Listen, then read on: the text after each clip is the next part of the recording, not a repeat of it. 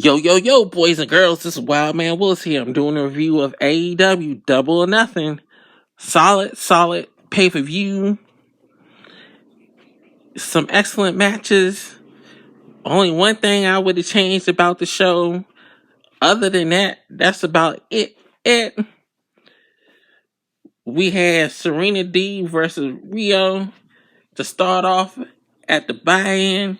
That was a pretty decent match, and I see that Serena Deeb is turning heel because she was doing all kind of mess to Rio during that match to open up. That was a good solid opener to get people hyped up for the show. Then we had Adam Page versus Brian Cage. That was a pretty good match. I was thinking that Cage was going to end up winning it, but it seems like it's going to be a face turn for Brian Cage down the road for them setting it up. So I like storytelling with that. Page needed to win as well. So pretty good match.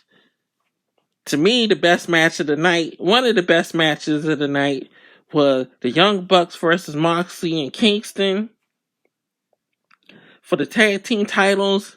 They was going back and forth and back, but even though the Bucks tried to cheat a little bit with Gallows and Anderson trying to mess in the match, they still end up winning. So we'll see who's going to take the title off the Bucks. Don't know who it's going to be. Then they had the Casino Battle Royale for a future title shot.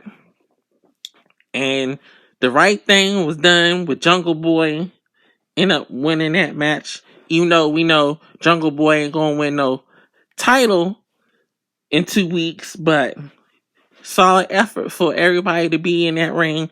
And Leo Rush showed up.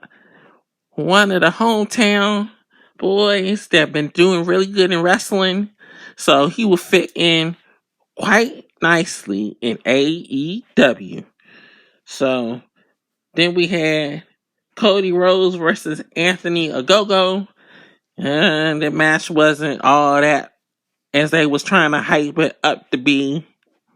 And people kind of was really wanting Ogogo to kind of beat Cody in that match. So it was just kind of odd, and a lot of people didn't like the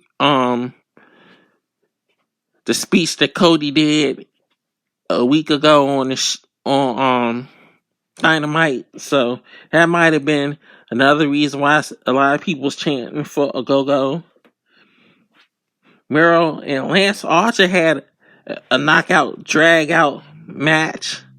So Miro ended up tapping him out. So that was didn't last too long. It was long enough for two big guys. So,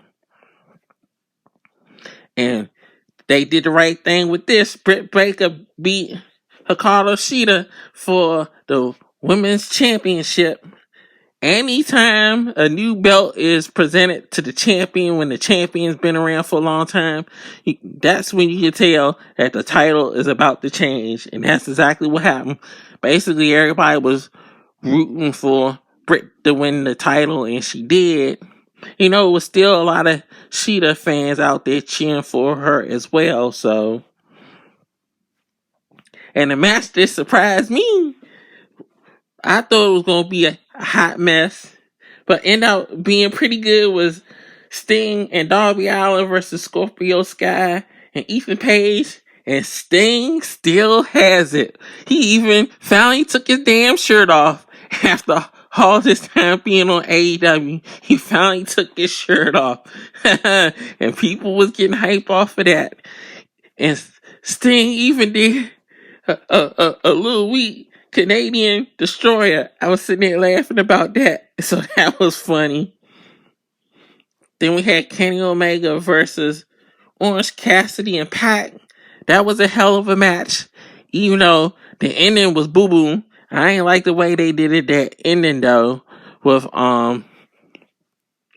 Omega keep on hitting everybody with all the different belts, but he's a heel, so that's what they supposed to do.